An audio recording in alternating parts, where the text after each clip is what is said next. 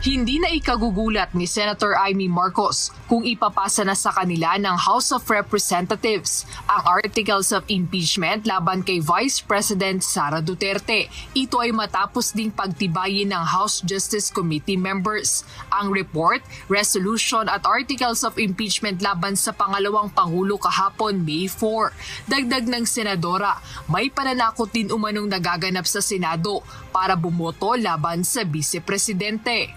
Di ba sinabi ko, 3 little letters kasi ang ginagawa nila. Nung una, FLR, for later release. Ibig sabihin, itetenga yung kanilang mga project. Ngayon, nasanay na sa hirap at hirap pa rin na talagang walang mga project, walang lumalabas. Ngayon, yung 3 little letters daw, OMB, kakasuhan daw kayo. Ano ba ito, nananakot? Pagbihira naman. Pag hindi sila bumoto sa baba. May balitang ganyan, pati dito sa itaas. Ang pahayag na ito ng Senadora ay may kaugnayan sa nauna ng sinabi ng kapatid ni VP Sara na si Davao City 1st District Representative Paulo Pulong Duterte na maging sa Senado umano ay mayroon ng nag-uusap-usap hinggil sa pagboto sa impeachment. Kamakailan ipinost ni Congressman Pulong sa social media na sa halip na maging abala ang mga mambabatas sa pag-aayos ng problema ng bayan ay pag-aayos umano ng boto ang pinagkakaabalahan ng mga ito. Samantala nananatili namang matatag ang liderato ni Senate President Vicente Tito Sotto III sa gitna ng mga usap-usapan tungkol sa posibleng kudita o palit liderato bago ang inaasahang impeachment trial laban kay Vice President Duterte.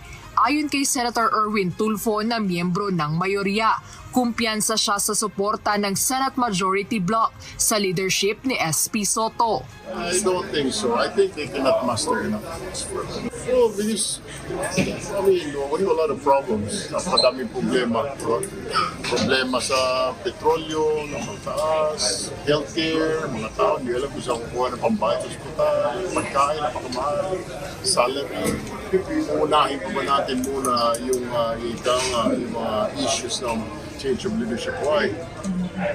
Siguro dapat unahin natin ang sarili, ang ating mga partido, yung interest ng mga yan, at yung interest ng tao.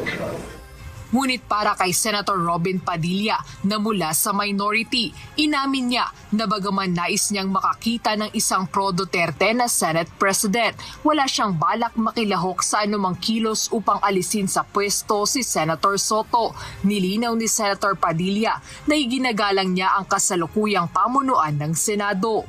Siyempre, yun ang mga political naman. Hindi naman yun pagiging senador.